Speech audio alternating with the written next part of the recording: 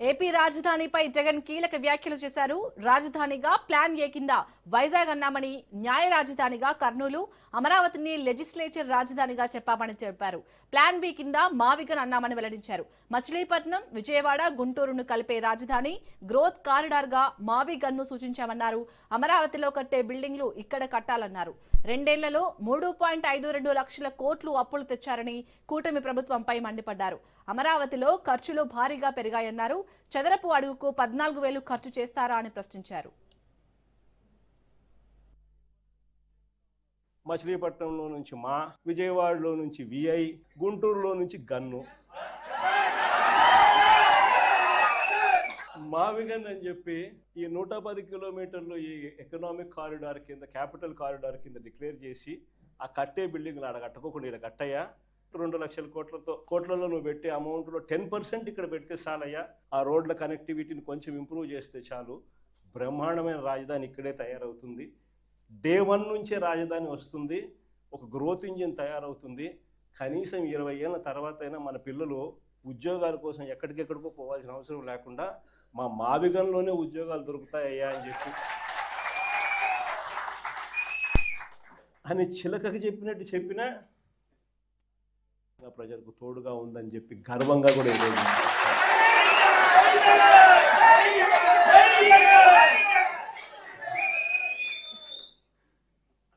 ఇలాంటి పరిస్థితుల మధ్య చూస్తా కన్ను మూసుకొని కన్ను తెరిసేసరికి ఇక సగం టర్మ్ అయిపోయింది.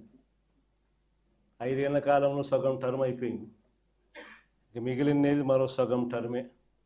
ఈ సగం టర్మ్లో కూడా ఇంకొక సంవత్సరం దాటితే రేపు సంవత్సరం చివరిలోకి వచ్చేసరికి నా పాదయాత్ర కూడా స్టార్ట్ అవుతుంది.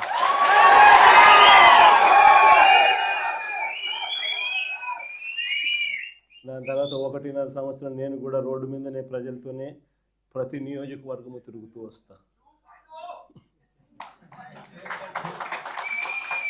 ఆ తర్వాత ఆ పాదయాత్ర స్టార్ట్ అయిన తర్వాత చంద్రబాబు నాయుడు గారికి వైఎస్ఆర్ కాంగ్రెస్ పార్టీ శ్రేణులు ప్రతిరోజు చంద్రబాబు నాయుడు గారికి సినిమా చూపిస్తాం.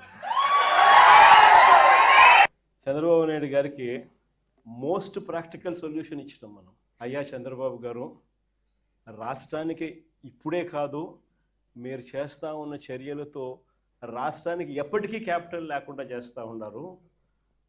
అలా చేయడం వల్ల రాష్ట్రానికి అసలు క్యాపిటల్ అనేది ఉండదు మీ వల్ల. దయచేసి ఇది మానుకోండి. అమరావతి అని చెప్పి నువ్వు రైతులను మోసం చేస్తూ ఉండవు. అమరావతి అని చెప్పి నువ్వు ప్రజలను మోసం చేస్తూ ఉండవు. ఆ అమరావతిలో రోడ్లు వేయడానికే, కరెంట్ వేయడానికే, డ్రైనేజ్ వ్యవస్థ నెలకొల్పడానికే, నీళ్ళు ఇవ్వడానికే, ఇలాంటి బేసిక్ వసతులు కల్పించడం కోసమే నువ్వంతటి నువ్వే ఎకరాకు 2 కోట్లు ఖర్చు అవుతుంది అని చెప్పి నువ్వంతటి నువ్వే సెంట్రల్ గవర్నమెంట్కు డిపిఆర్లు ఇచ్చినావు. నువ్వంతకు నువ్వే బ్యాంకులకు డిపిఆర్లు ఇచ్చినావు. ఈ లెక్కన 50,000 ఎకరాలకే 1,00,000 కోట్లకే దిక్కు లేదనుకుంటే మరో 50,000 ఎకరాలని చెప్పి నువ్వు మళ్ళా వచ్చి మళ్ళా తీసుకుంటూ 1,00,000 ఎకరాల అమరావతి అని చెప్తూ ఆ 1,00,000 ఎకరాలకు 2 లక్షల కోట్లు తేవాలి అని అంటే ఆ 2 లక్షల కోట్లతో నువ్వు నిరంతరం రోడ్లు వేస్తూనే ఉంటావు. నువ్వు నిరంతరం కరెంట్ ఇచ్చే కార్యక్రమమే జరుగుతూ ఉంటుంది.